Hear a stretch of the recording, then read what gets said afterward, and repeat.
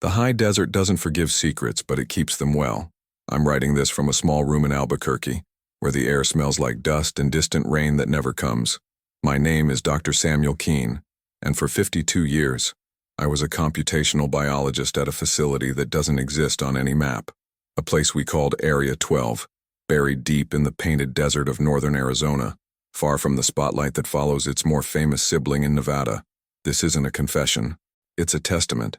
In the spring of 1971, I was 26 years old, freshly graduated from MIT with a head full of equations and a security clearance I didn't fully understand. They recruited me to analyze biosignatures, patterns of life that didn't fit Earth's evolutionary tree. I thought I'd be studying microbial samples from meteorites. I was wrong.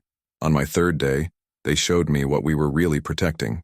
The holding chamber was carved into bedrock, 40 feet below the desert floor. The air tasted metallic.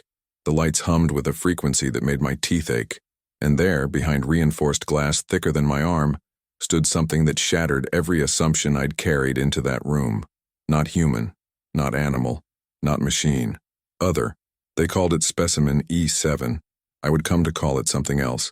But that night, the night everything changed, I didn't call it anything. I just stood there watching the way it moved, the way its limbs articulated in geometries that shouldn't work, the way its eyes, if they were eyes, seemed to track not my body, but something deeper, my breath, my heartbeat, my fear. The senior researcher, Dr. Patricia Aldridge, stood beside me with a clipboard and the weary face of someone who'd stopped being amazed years ago. It arrived in 1947, she said quietly. Roswell wasn't the crash site, it was the distraction. I would learn over the following weeks that E7 had been in containment for 24 years. Silent, cooperative, studied, measured, catalogued, and completely, utterly alone. It wasn't until June 17, 1971, a Thursday, that everything fell apart. A solar flare knocked out the backup generator. The magnetic locks failed for 90 seconds. 90 seconds was all it took. By the time the alarm stopped screaming, E7 was gone, and I was the only one who saw which direction it went. They called it a code violet. Total facility lockdown, communications blackout, perimeter sweep with thermal imaging and motion sensors calibrated to detect metabolic signatures beyond the human baseline. The desert became a grid of searchlights and tire tracks, helicopters thudding overhead like mechanical vultures. I sat in the debriefing room for 6 hours, answering the same questions in different configurations. Did you see it leave? Did it communicate with you? Did it exhibit hostile behavior? The truth was simple. I'd been in the observation corridor when the lights failed. In the dark, I'd heard something, not a sound exactly, but a vibration that moved through the walls, through the floor, through my chest. And when the emergency reds kicked in, I saw the corridor's far exit standing open, a rectangle of starlight against concrete. I told them I saw nothing. I don't know why I lied. Maybe it was the way Dr. Aldridge looked when they brought her in for questioning, her hands shaking, her eyes hollow. Maybe it was the way the security chief, a man named Garrick, all jaw and regulation haircut, talked about neutralization protocols with the casual tone of someone ordering lunch. Or maybe it was simpler than that. Maybe I'd spent 3 weeks watching E7 through that glass, watching the way it moved in its cell, slow and deliberate, like something conserving energy for a moment that might never come, watching the way it pressed one long, segmented finger against the barrier whenever I approached, always in the same spot, always with the same gentle pressure, like a greeting, like recognition. The search lasted 11 days. They found nothing, no tracks, no heat signatures, no biological residue. The desert is vast and indifferent, a landscape of sandstone mazes and dry washes where even experienced trackers lose their way. They expanded the perimeter to 30 miles, then 50, then they stopped. On the 12th day, the site director, a man named Kowalski, career military, face like weathered granite, gathered the remaining staff in the commissary.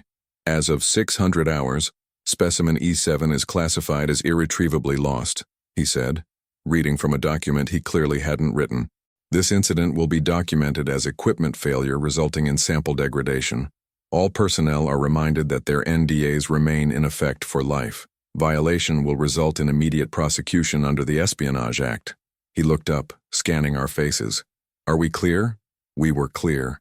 The facility continued operating for another 18 months, processing data that would never be published, testing equipment that would never be deployed, maintaining a cover story about geological surveys and mineral analysis.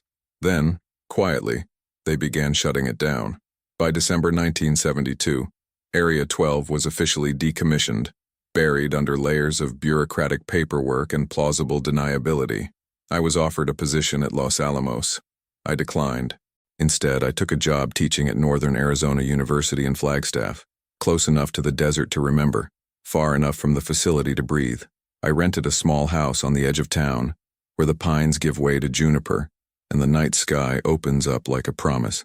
I taught introductory biology to undergraduates who had no idea what I'd seen, what I'd kept silent about, what I was waiting for, because I was waiting.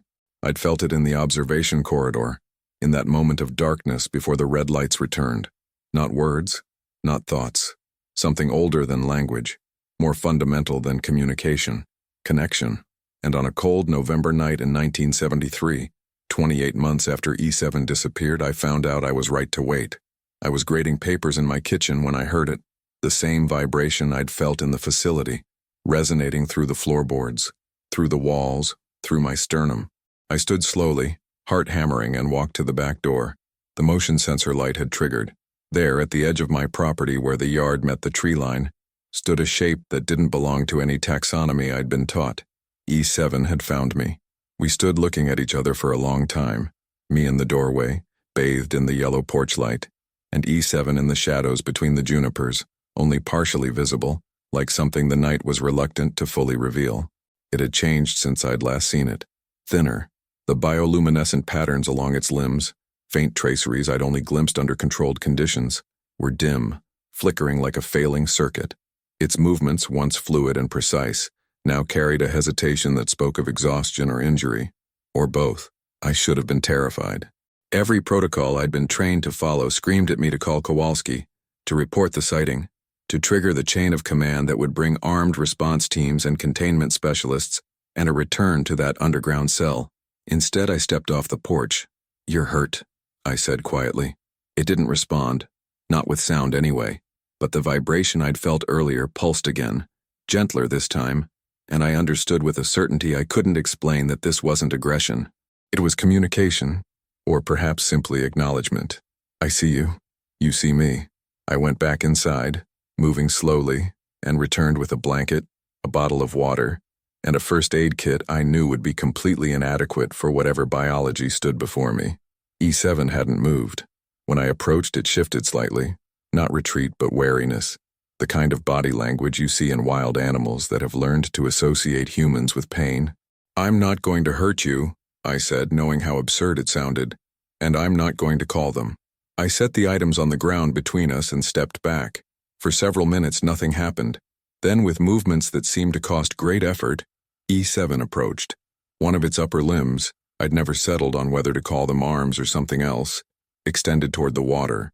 The appendage's terminus wasn't quite a hand, but it functioned like one, gripping the bottle with a delicacy that suggested both intelligence and practice. It drank, not through a mouth I could identify, but through some kind of osmotic process, the water level dropping as bioluminescent patterns along its torso brightened slightly. When the bottle was empty, E7 looked at me again, and in that moment, I made a decision that would define the next 5 decades of my life. "You can stay," I said, "if you need to. There's a shed out back. It's not much, but it's shelter, and I won't tell anyone you're here." I didn't expect understanding. I didn't expect acceptance. But E7 moved toward the shed, each step careful and measured, and I understood that something had shifted between us. Not trust, perhaps. Not yet. But the beginning of it. The next morning I called in sick to the university, the first time I'd done so since starting, and spent 3 hours researching property laws, trespassing statutes, and the maximum penalty for harboring an entity classified under the most restrictive levels of national security. Life in prison seemed like the conservative estimate. Then I went to the hardware store and bought materials: insulation, blackout curtains, a space heater, locks for the inside of the shed door. The clerk, a weathered man named Joe who'd worked there for 30 years, raised an eyebrow at my purchases. "Building something?" he asked. "Darkroom." I lied smoothly. "For photography." He nodded. satisfied. In a college town, eccentric hobbies were currency. I spent the afternoon converting the shed working around E7, who watched from a corner with what I'd come to recognize as curiosity. The structure was 12 by 16 feet, originally built as storage by the previous owner. I insulated the walls, installed the blackout curtains, set up the heater on a timer. There was no running water, but I could bring that. As the sun set and I stepped back to examine my work, E7 approached the space heater. One appendage extended, hovering near the warmth without quite touching. The bioluminescent patterns pulsed, a soft rhythmic glow that might have been contentment. "It gets cold out here at night," I said, as much to fill the silence as anything. "Flagstaff sits at 7,000 feet. We get snow in winter." E7 made no sound, but the vibration returned, and I felt something I'd never experienced in all my time at Area 12, despite all the instruments and sensors and analytical equipment. I felt seen, not as a scientist, not as a captor or observer or threat, just as another being, trying to survive in a world that didn't quite fit either of us. Over the following weeks, we developed a routine. I went to work, taught my classes, maintained the facade of normalcy. I published papers on computational modeling of protein structures, attended faculty meetings, graded exams. To the outside world, I was Dr. Samuel Keen, quiet, competent, unremarkable. But every evening I returned home to something impossible. I brought food, though I quickly learned E7's nutritional needs bore no resemblance to human metabolism. It didn't eat in any conventional sense. Instead, it seemed to absorb certain mineral compounds. I started bringing samples from the geology department's collection, watching which ones triggered that brightening of bioluminescence. Selenium, rare earth elements, trace amounts of thorium. I brought books too, though I had no idea if E7 could read English or process visual information the way we do. But I read aloud sometimes, usually late at night when sleep evaded me and the weight of the secret pressed down like atmospheric pressure. I read it everything from Whitman to Sagan, from desert ecology texts to science fiction that now seemed almost quaint in its imagination. And E7 listened, or at least it was present, and that felt like listening. Sometimes when I spoke, the vibration would pulse in patterns that almost seemed responsive. Sometimes the bioluminescent traceries would flow in configurations I couldn't decode, but felt certain carried meaning. We were learning each other's language, though neither of us spoke. In the spring of 1974, a man in a dark sedan appeared at the university. He didn't introduce himself, but his credentials identified him as Department of Defense, attached to a division whose acronym I didn't recognize. He asked to speak with me privately. We sat in my office, door closed, while he paged through a file that I knew, with sinking certainty, contained my entire history at Area 12. "Dr. Keen," he said finally, "I'm here as a courtesy. There are people in certain departments who remain interested in the events of June 1971, who believe that loose ends create unacceptable risk." My mouth went dry. "I signed an NDA. I've never spoken about my time there." "I know." He closed the file. "And your discretion has been noted and appreciated. But I need to be clear. If you were ever contacted by the specimen, if you ever saw evidence of its survival, your obligation would be to report it immediately. Not doing so would constitute a felony under multiple statutes." He stood, straightening his tie. "I trust we understand each other, Dr. Keen." "Completely," I said. He left. I sat in my office for 20 minutes, hands shaking before I could trust myself to stand. That night I told E7 what had happened. I don't know if it understood the specifics, but when I described the man, the threat, the growing certainty that someone suspected, the bioluminescence dimmed to almost nothing. "They're still looking," I said quietly, "or they're reminding me that they could start again. Either way, we need to be more careful." E7's response was a vibration so low, I felt it more than heard it, a frequency that resonated in my bones like mourning, and I understood with terrible clarity that E7 knew exactly what capture meant. It had lived it for 24 years before I ever met it. It would rather die than go back. 7 years passed. 7 years of double lives and careful routines, of teaching by day and companionship by night, of a secret that grew heavier even as it became familiar. I published papers. I earned tenure. I dated occasionally, though nothing lasted. How could it when I returned home every night to something I could never explain? E7 remained in the shed, emerging only in the deepest darkness. moving through my property like a shadow that had learned to be smaller than itself. We'd developed something beyond protocol, beyond the observer-observed dynamic of Area 12. I wouldn't call it friendship. The word felt too human, too small for what had grown between us. But there was trust. There was routine. There was the comfort of presence. I'd learned to read the bioluminescent patterns, dim blue for rest, brighter green for alertness, a deep amber when it absorbed the mineral compounds I brought, and sometimes, rarely, a violet flash that I'd come to associate with something like curiosity or perhaps memory.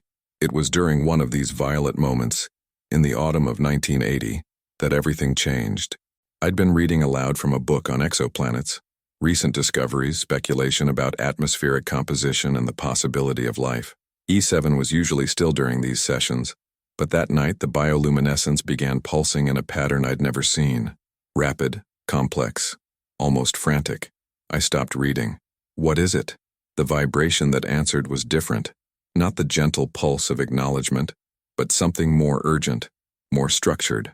And then E7 did something it had never done before. It reached out and touched my hand. The sensation was indescribable. Not cold, not warm, but a temperature that seemed to exist outside the spectrum I understood. And with that touch came something else. Not words, not images, but knowing. A flood of information that bypassed language entirely. I experienced, a world that wasn't Earth. Skies the color of copper. Structures that grew rather than being built. Organic architecture spiraling toward triple suns. Beings like E7, thousands of them, moving in harmonious patterns that might have been cities or might have been something we had no name for. And then the image shifted. Darkness, velocity, the sensation of falling through enormous distance, through layers of atmosphere that burned and tore. Impact, pain, disorientation, then lights, harsh, artificial, nothing like the copper skies. Containment, analysis, decades of isolation in a room that smelled like ozone and fear. When E7 released my hand, I was on my knees in the shed, tears streaming down my face, my entire understanding of its existence inverted. You weren't captured, I whispered. You crashed. The bioluminescence pulsed once. Confirmation. And the others? The ones in your home? Dimming. A vibration like a sigh, if sighs could move through walls. Gone. Lost. Either dead in the crash or scattered across a planet that might as well have been a labyrinth. For 24 years, E7 had been alone in that cell, surrounded by beings studying it like a specimen, never understanding that it was studying them back, learning their language, their patterns, their weaknesses, waiting for the moment those magnetic locks would fail. Why did you come to me? I asked. After you escaped, you could have gone anywhere, hidden anywhere. Why find me? The answer came not as vibration but as memory, E7's memory, shared through that same inexplicable connection. I saw myself as E7 had seen me during those 3 weeks before the escape, not as researcher or guard, but as the only human who'd ever approached the glass with something other than clinical detachment, the only one who'd looked at E7 and seen not a specimen, but a person, the only one who'd pressed a hand against the glass from the other side, matching that gentle, questing gesture. I didn't know if you remembered, I said softly. The bioluminescence brightened to something almost like warmth. Of course I remembered. That night marked a shift in our dynamic. E7 began teaching me its language, not the verbal kind, but the one it had been using all along. The bioluminescent patterns, I learned, weren't random. They were syntax. The vibrations weren't just sound, but emotional context. Together, they formed a communication system more sophisticated than any human language I'd studied. It took months before I could parse even simple concepts, but gradually, painfully, we began to truly speak. E7 told me about its world, a place whose name translated roughly as the resonance, where individual identity was understood as a harmonic within a larger chord. It told me about the journey that had brought it here, an expedition meant to last centuries mapping the spiral arm of the galaxy. It told me about the accident, a cascade failure in the navigation system, a desperate attempt to land rather than burn up, and the terrible realization that the others on the ship were already dead. And it told me about the loneliness of those 24 years, of being studied and measured and catalogued by beings who never asked if it was afraid or sad, or desperate to go home to a place it would never see again. "I'm sorry," I said, inadequate words for an impossible situation. "I'm so sorry that happened to you." The response was gentle, almost forgiving. "You kept me alive. When I escaped, I was injured, starving. I would have died in the desert if I hadn't found you." "Why didn't you tell me you were hurt? I could have—" "What could you have done? It was right, of course. I had no medical knowledge applicable to its biology. I barely understood its metabolism, but I'd given it shelter and safety, and the only thing more valuable than both. I'd given it the choice to be seen or to remain hidden, and E7 had chosen trust. The first frost of 1981 brought unwelcome attention. A graduate student named Marcus Chen had been conducting thermal surveys of the forest surrounding Flagstaff, mapping wildlife corridors for his dissertation on elk migration. His equipment was sensitive, calibrated to detect the heat signatures of large mammals. He found something that didn't match any known species. I only learned about it when Marcus appeared at my office during my Thursday office hours, laptop covered in stickers, excitement barely contained. "Dr. Keen, you know the area east of town pretty well, right? You live out that way?" My heart rate spiked, but I kept my voice level. "I do. Why? Look at this."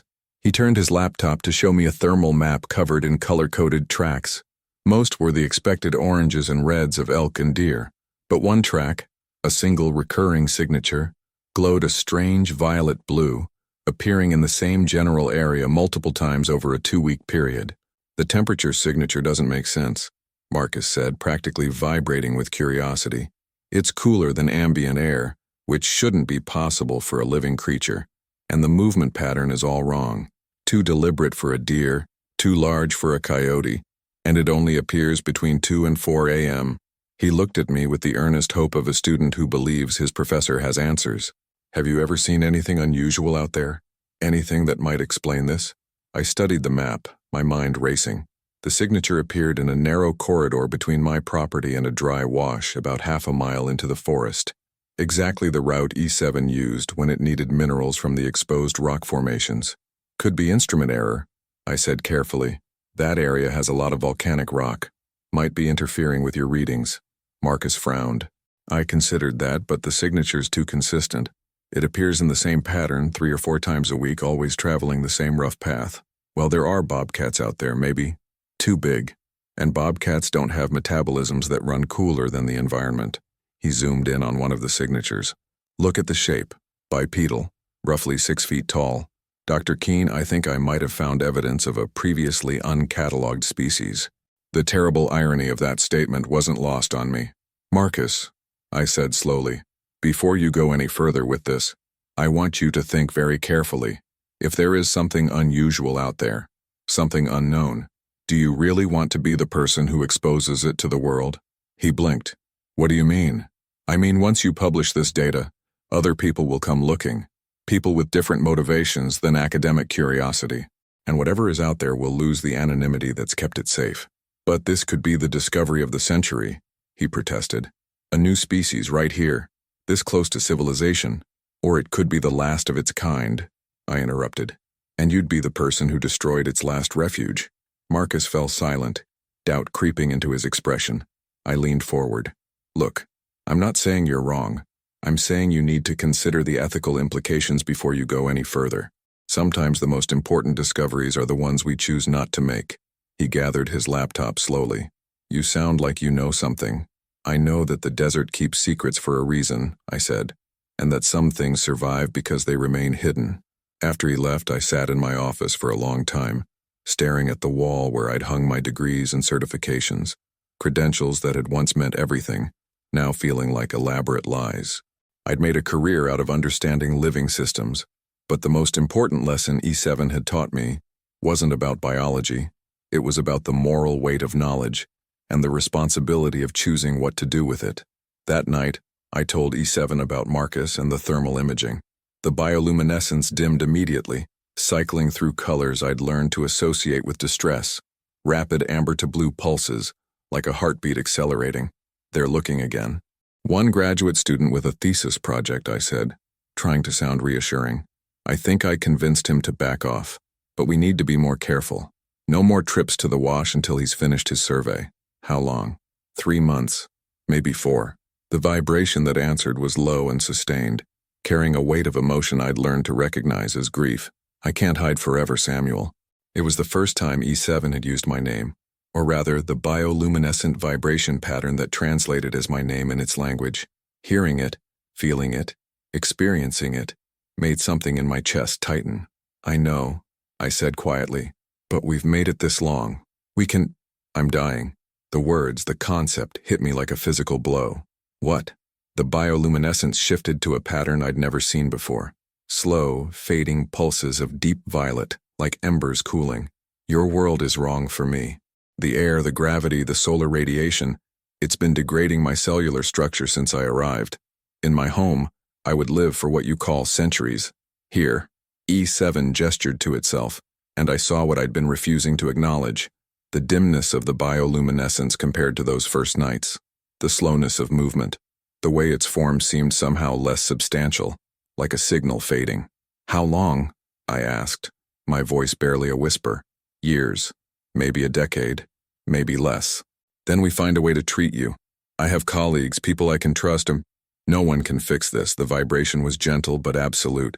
My biology isn't compatible with this planet. Being here is itself the poison. I slumped against the shed wall, the weight of the situation crushing me. For 10 years I'd protected E7 from discovery, from recapture, from the world that had imprisoned it. But I couldn't protect it from basic biology. Then what do we do? I asked. E7 was silent for a long moment. Then the bioluminescence pulsed in a pattern I'd learned meant complex thought, consideration of difficult options. We live, it said finally, for as long as we can. And when my time comes, you let me return to the elements of this world. No containment, no preservation, no specimens. I promise, I said, and meant it. And Samuel? Yes? Thank you for these years, for seeing me as more than an experiment. I couldn't speak. I just reached out and pressed my hand against the wall, the same gesture I'd made through the glass at Area 12 all those years ago, and E7 pressed back. Marcus Chen didn't stop his research. He was too young, too idealistic, too convinced that knowledge should always be pursued regardless of consequence. Over the following months, his thermal surveys became more sophisticated, his pattern recognition more precise. He expanded his search grid, recruited other students, started building a database of anomalous readings. By the spring of 1982, he had enough data to draft a paper. He came to my office one last time, before submitting it to the Journal of Wildlife Biology. Courtesy that felt more like courtesy than conviction. I want you to see this before it goes public, he said, sliding a manuscript across my desk. I value your opinion, Dr. Keene, and I know you have concerns. I read it slowly. The paper was good, methodical, well-reasoned, careful not to make claims beyond what the data supported. But the conclusion was damning. Strong evidence for a large bipedal organism of unknown species inhabiting the forests east of Flagstaff, exhibiting unusual thermal properties and behavior patterns inconsistent with known North American fauna. If you publish this, I said quietly, people will come looking. Good scientists, researchers who can identify what this is, and others. People who see discovery as profit, or threat, or spectacle. Marcus's jaw tightened. You can't keep knowledge secret just because you're afraid of how people might use it. Can't I? I met his eyes. Marcus, let me tell you a story. When I was younger, your age roughly, I worked on a classified project. I can't tell you the details, but I can tell you this. We discovered something extraordinary. Something that could have changed our understanding of biology, of physics, of our place in the universe. What happened to it? It was locked in a cell for 24 years.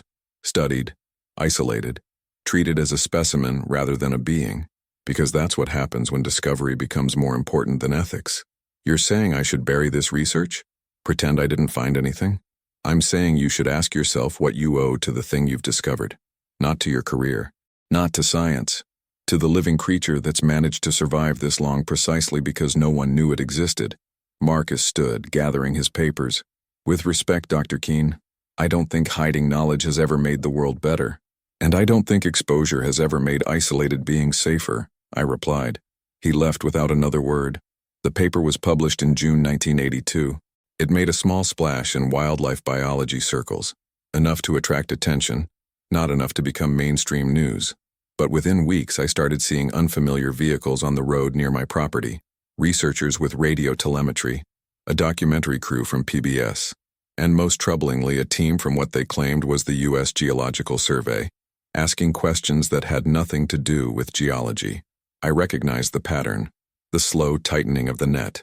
E7 stopped leaving the shed entirely. We converted it into a more permanent shelter. I installed a bathroom, better insulation, a small kitchen. To any observer, I was just the eccentric professor fixing up his property. But the isolation was taking its toll on both of us.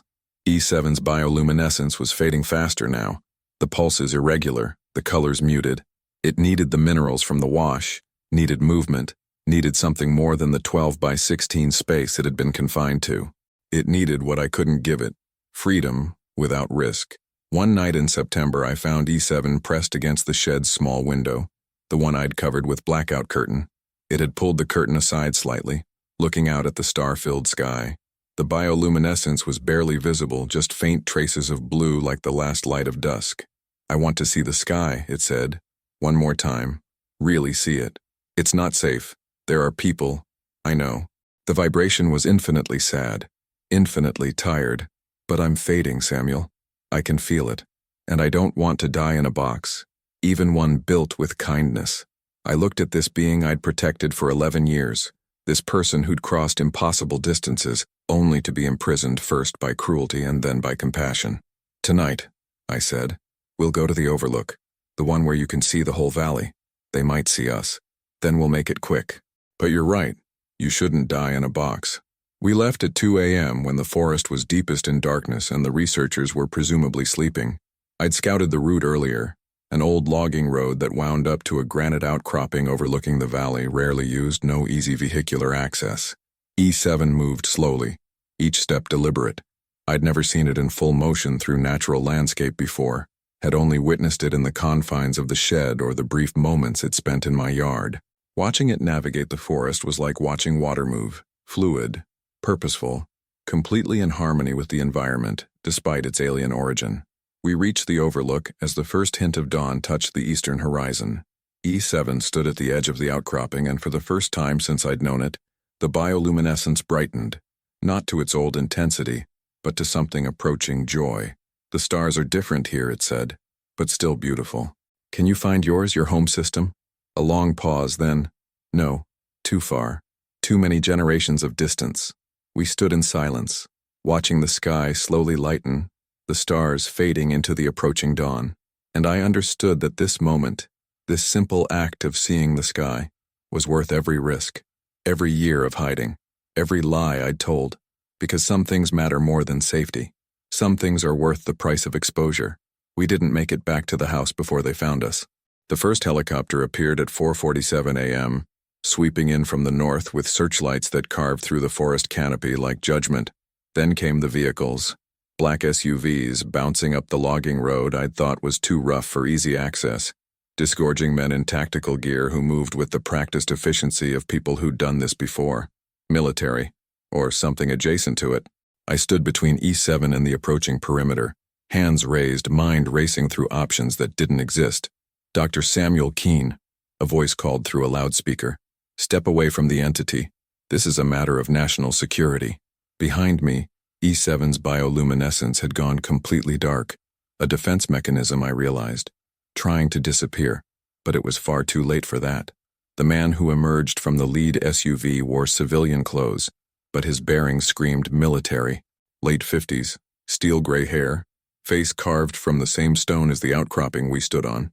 He approached with 2 armed escorts, stopping 10 feet away. "Dr. Keene, I'm Director James Heston, Department of Defense Special Access Programs." He showed credentials that looked authentic and meant nothing in this context. "We've been monitoring unusual activity in this area for several months." Imagine our surprise when we discovered Area 12's lost specimen had been under our noses the whole time. "It's not a specimen," I said. "It's a person. It's a classified asset that you've been illegally harboring for—" He consulted a tablet. "Approximately 11 years, 2 months. Do you understand the severity of what you've done?" "Completely." Heston's eyes narrowed. "Then you understand you'll be prosecuted under the Espionage Act, that you're looking at life in federal prison." "I understand." "Then why?" For the first time, genuine curiosity crept into his voice. You had a career, tenure, respect. Why throw it all away for a creature that isn't even your species? I looked back at E7, standing silent and dark in the growing dawn light. Then back at Heston, because 24 years in a cell doesn't stop being torture just because the prisoner isn't human. Because sometimes the most important thing we can do is choose compassion over compliance. And because classified asset is just another way of saying we're too afraid to acknowledge personhood when it doesn't look like us. Heston studied me for a long moment. Escort Dr. Keene to Vehicle 3, he said finally, and secure the entity for transport back to... No. The voice, if it could be called a voice, came from E7. Not a vibration, not bioluminescence, but actual sound, formed by organs I'd never known existed, shaped into something approximating human speech, labored, alien, but unmistakably language. No, more boxes. Every person on that outcropping froze. Heston recovered first. It can speak? It's been speaking the whole time, I said quietly. You just weren't listening. E7 stepped forward, moving past me with a steadiness that belied its fading state. The bioluminescence flickered back to life, dim, but present, defiant. I came from far. Each word seemed to cost enormous effort. Survived, crash, endured, prison, escaped, found, kindness. E7 gestured toward me. Samuel saw person, not specimen. This rare. Heston's hand moved toward his sidearm. The entity is disoriented. Containment protocols. Director, one of the armed escorts interrupted, lowering his weapon slightly. Sir, it's clearly sapient. If it can communicate, doesn't that change the parameters? Containment protocols don't account for sapience, Heston snapped. They account for security classification, which this situation absolutely. Then changed the classification. The new voice came from the logging road. A woman emerged from one of the SUVs, older, with white hair and sharp eyes I recognized even after 11 years. Dr. Patricia Aldridge. She walked toward us slowly, hands empty, face carrying the weight of decades I hadn't been there to witness. Hello, Samuel, she said quietly. Dr. Aldridge. I thought you'd retired. I did. They brought me back as a consultant when the thermal imaging data started circulating. She looked past me to E7. Hello, E7. Or do you prefer something else now? The bioluminescence pulsed. Surprise, I thought. Recognition. You remember? Of course I remember. Aldridge's voice carried regret thick enough to taste. I spent 24 years studying you, measuring you, never once asking what you needed or wanted or felt. I've had a long time to think about that. About what we did. She turned to Heston. Director, I'm invoking my authority as the senior xenobiological consultant on this project. E7 demonstrates clear sapience, complex language capability, and autonomous decision-making. Under international law regarding sentient non-human intelligence, there is no international law regarding. Then this is an excellent opportunity to establish precedent. Her voice hardened. Because if you force E7 back into containment, I will ensure every detail of its treatment, past and present, becomes public record, including the parts that would make us indistinguishable from the regimes we claim to oppose. Heston's jaw worked. You're threatening to violate your security clearance. I'm threatening to finally prioritize ethics over classification, something I should have done 35 years ago. The standoff stretched, tension thick as the morning mist. Finally, Heston exhaled. What exactly are you proposing, Dr. Aldridge? Supervised release. E7 remains here, in Dr. Keene's care, with regular monitoring to ensure it's not a security threat. We provide medical support if possible, but we acknowledge that its biology may not be compatible with long-term survival on Earth. When it dies, if it dies, we handle the remains with dignity, not as a specimen to be dissected, but as a person who deserves rest. And if I refuse? Aldridge smiled, but it didn't reach her eyes. Then I make some phone calls, and by noon this mountainside will be full of journalists, civil rights lawyers, and at least 3 congressional oversight committees. Your choice, Director. The negotiation took 6 hours. They set up a field command post on the logging road, brought in lawyers and ethicists, and people whose titles I didn't understand. E7 and I sat on the outcropping watching the sun complete its arc toward afternoon, while humans debated its fate. Why did she help us? E7 asked, its voice still labored but growing clearer with practice. Guilt, Maybe. Or she finally understood what she'd been part of. Took 35 years. Better late than never. E7's bioluminescence pulsed in a pattern I'd learned meant amusement.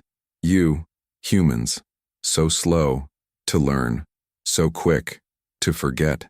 We're working on it, I said. Finally, Aldridge approached with a tablet and the weary expression of someone who'd fought hard and won partially. They're agreeing to supervised release, she said, with conditions, regular check-ins, biosecurity protocols, and E7 has to stay within a defined radius, basically your property in the immediate forest. No contact with unauthorized personnel. It's still a cage, I said. It's a much larger cage with a door you control. She looked at E7. Is that acceptable to you? E7 considered for a long moment, bioluminescence cycling through colors. Acceptable, it said finally. For remaining time. Aldridge winced at the reminder of mortality. We'll do what we can. Research has advanced since the 70s, maybe. No experiments, E7 said firmly. No. Samples. No. Study. Just peace. Just peace, Aldridge agreed. You have my word. They left before sunset, the helicopters and SUVs retreating like a tide going out. But they left two people behind. A young woman named Dr. Sarah Chen, no relation to Marcus, though they'd end up collaborating, and a security officer named James, who had the good sense to stay quiet and out of sight. The supervised release began, and somehow, impossibly, it worked. The years that followed were the strangest of my life, and given my history, that was saying something. E7 lived openly now, or as openly as a classified alien could. The shed became something more like a home, with modifications approved by a bureaucracy that still couldn't quite decide whether it was managing a security threat or a refugee. Dr. Chen visited weekly, not to study E7, but to learn from it. She was different from the researchers of Area 12, younger, more interested in communication than classification. She and E7 would spend hours in what she called linguistic exchange, E7 teaching her the bioluminescent language, while she taught it the nuances of human culture it had missed in its decades of imprisonment. James, the security officer, maintained a respectful distance. He filed his reports, ensured the perimeter protocols were followed, and occasionally joined us for coffee, treating the situation with the professional detachment of someone who'd learned that some things were above his pay grade. Marcus Chen, the graduate student whose thermal imaging had started this cascade, came to apologize in person. E7 accepted with grace, explaining through careful bioluminescent pulses that curiosity wasn't a crime, only what we chose to do with discovery. Marcus ended up changing his field to xenoethics, writing papers on first contact protocols and the rights of non-human sapient beings. Some of his work would later influence United Nations policy. For 5 years we lived in this strange equilibrium, not quite freedom, not quite captivity, but something in between that felt almost like peace. But E7 was still dying. By 1987, the deterioration was undeniable. The bioluminescence that had once filled the shed with light now barely flickered. E7's movements became slower, more deliberate, as if every gesture required calculation. It spent longer periods in what might have been sleep or might have been something else, a gradual fading that no human medicine could address. Dr. Chen brought specialists, xenobiologists who'd been studying extremophiles, theoretical physicists who worked on cellular degradation, even a NASA astrobiologist who'd spent her career imagining what alien life might need. Nothing helped. E7's biology was simply incompatible with Earth at a fundamental level. The atmospheric composition, the gravitational constant, the specific wavelengths of solar radiation, every moment here was incremental damage to cellular structures designed for a different world. How long? I asked Chen one evening after she'd finished another round of scans. Months, maybe a year. Her voice was thick with frustration. I'm sorry, Samuel. We're just not equipped for this. We don't even have a baseline to compare against. After she left, I sat with E7 in the gathering darkness. I'm sorry, I said. Inadequate words for an impossible situation. Don't be. The voice was weaker now, each word separated by pauses that seemed to lengthen. You gave 16 years. Most of life. Inbox. You gave freedom. We should have had more time. Time is human concept. The bioluminescence pulsed gently. I experienced you. That enough. We sat in silence, two beings from different worlds sharing the weight of approaching loss. The confrontation, when it came, wasn't violent. It was bureaucratic, which, in its way, was worse. A new administration had taken over the special access programs. New director, new priorities, new concerns about asset security and knowledge transfer potential. Director Heston had retired. His replacement, a man named Caldwell, had different ideas about what E7 represented. He arrived in December 1987 with a revised containment protocol and the polite, immovable certainty of someone who'd never seen what E7 was, only what it could be used for. "Dr. Keene, Dr. Chen," he said, sitting in my living room like this was a social call. "I've reviewed the case file extensively. While I appreciate the humanitarian considerations, we have an opportunity here that can't be ignored." "Opportunity?" I kept my voice level. "E7 is dying. You've said so yourself. When it does, we have a chance to conduct a comprehensive autopsy, to finally understand the biological mechanisms that allowed it to survive the original crash, to perhaps extract genetic material or neurological data that could advance human knowledge by decades." "No," E7 said from the doorway. We all turned. E7 rarely left the shed anymore, but it had apparently heard enough to force itself upright, to make the journey to the main house. "Absolutely not," I added. E7's wishes regarding its remains are explicit and documented. No study, no preservation, natural decomposition. Caldwell's expression didn't change. "With respect, Dr. Keene, those wishes were agreed to by a previous administration under, let's call them emotional circumstances. But practically speaking, we're talking about the only verified extraterrestrial biological sample in human history. The scientific value is irrelevant," Dr. Chen interrupted. "E7 is sapient. Under the protocols Dr. Aldridge established, are being reviewed and will likely be revised." Caldwell finally showed emotion, a flash of irritation. "Look, I understand you've developed personal attachments, but this is bigger than individual sentiment. This is about humanity's future, about what we can learn. You're not listening." E7's voice was barely a whisper, but it cut through Caldwell's speech like a blade. "I am not resource. I am person. My body is mine. Even in death." Caldwell stood. "I'm afraid it's not that simple. There are national security implications, potential technological applications. Then I'll go public." Everyone looked at Dr. Chen, who'd stood as well, phone in hand. "I have documented everything," she said quietly. 16 years of evidence that E7 is a sapient, autonomous being. Every conversation, every linguistic exchange, every ethical decision. And I have contacts in every major news organization who would love to run this story. "You'd destroy your career," Caldwell said. "Probably, but I'd rather do that than spend the rest of my life knowing I stood by while we reduced a person to a specimen." Again, the silence stretched. Finally, E7 moved forward, each step visible effort, until it stood directly in front of Caldwell. "You want knowledge?" it said. "I give freely. Ask questions. Learn language. Understand culture. But my death is mine." Caldwell looked at this fading being, this person who'd crossed impossible distances only to be imprisoned, freed, and now faced with the prospect of being violated even in death. Something shifted in his expression. Not quite empathy, but perhaps the recognition that some lines once crossed couldn't be uncrossed. "I'll need to consult with my superiors," he said finally. "You do that," I said. "And while you're consulting, remember that E7 has spent most of its existence being treated as less than human. This is your chance to be better than your predecessors." Caldwell didn't return. Instead, 2 weeks later, Dr. Aldridge appeared at my door with revised protocols and a tired smile. "They've agreed," she said. "When the time comes, E7's remains will be handled according to its wishes. No study, no preservation, just respect." What changed Caldwell's mind? I may have reminded him that the optics of forcibly dissecting a sapient being's corpse would make Tuskegee look like a footnote. She paused. Also, Dr. Chen's threat to go public helped. Turns out the new administration is very concerned about international human rights perception. E7, listening from the shed doorway, pulsed a weak pattern I'd learned meant gratitude. "Thank you," it said. "Both of you." Aldridge's eyes glistened.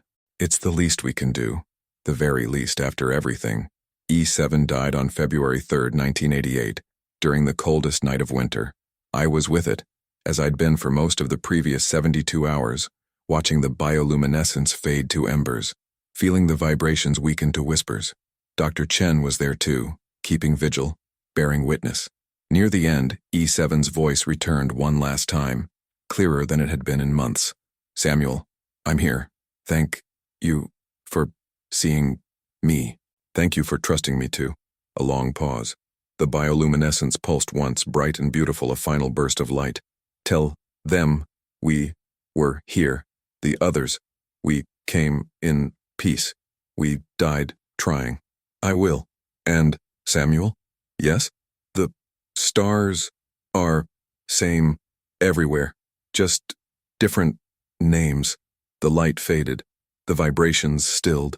And E7 returned to the elements of a world that had never been home but had, at the end, offered something almost like peace. We buried E7 on the outcropping where we'd watched the sun rise together, the place where it had last seen the sky without fear.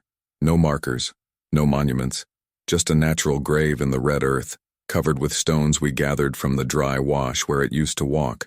Dr. Chen spoke words from her tradition. I spoke words from mine. And then we stood in silence, two humans mourning a person we'd never fully understood but had learned to love. "What do we do now?" Chen asked finally.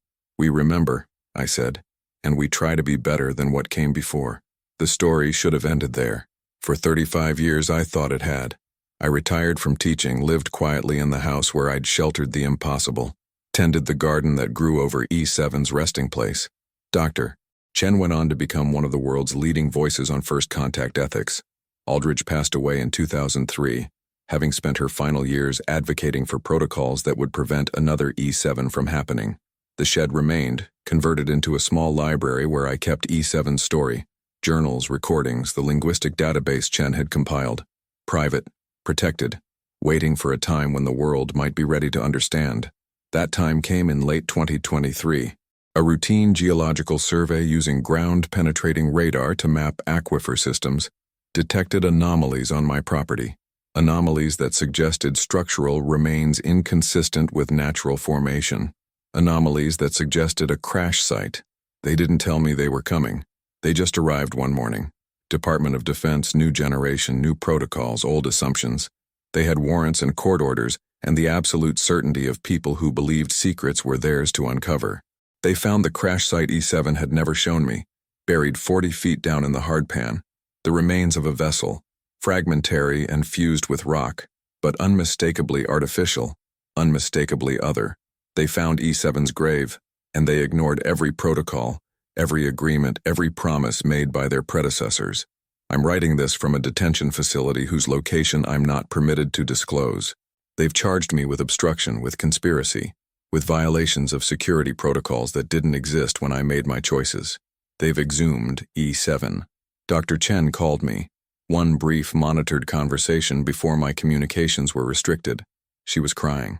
"They're calling it the discovery of the century," she said. "They've got E7 in a laboratory, Samuel. They're studying it, dissecting it, like it was never a person at all." "Did you go public?" I asked. "I tried. But they've classified everything under national security. The story's buried under more layers than E7 ever was." After we hung up, I sat in my cell and thought about circles, about how history doesn't repeat but it rhymes, about how every generation thinks they'll be different from the ones before, until they're faced with something they don't understand. This document will be smuggled out, I won't say how, and distributed to people I trust to tell E7's story, not as a specimen, not as a discovery, but as a person who traveled impossible distances, survived impossible circumstances, and found something like friendship in the last years of a life spent mostly in boxes. They'll try to silence this. They'll classify it, dispute it, claim it's fabricated or delusional, but somewhere in a laboratory I'll never see. There are people studying E7's remains, extracting data, writing papers that will never mention the bioluminescent conversations, the shared sunrises, the quiet dignity of a being who chose death with autonomy over life as a specimen. They'll learn about biology, about cellular structures and atmospheric adaptation and neurological patterns that don't match Earth's evolutionary tree. But they'll never learn what E7 taught me, That personhood isn't defined by DNA or skeletal structure or the planet you're born on. That sometimes the most important discoveries are the ones we choose to protect rather than expose. That there are places in the universe where beings live who came in peace, who died far from home, who trusted humans to be better than our history suggested. And that some secrets should stay buried, not because the truth is dangerous, but because some truths carry responsibilities we're not ready to bear. E7's last words to me were about the stars, how they're the same everywhere, just with different names. I think about that often here in this windowless room, unable to see the sky E7 loved.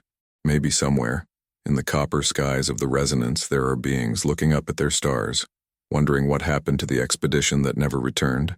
Maybe they're still waiting for a signal that will never come. I hope they never find us.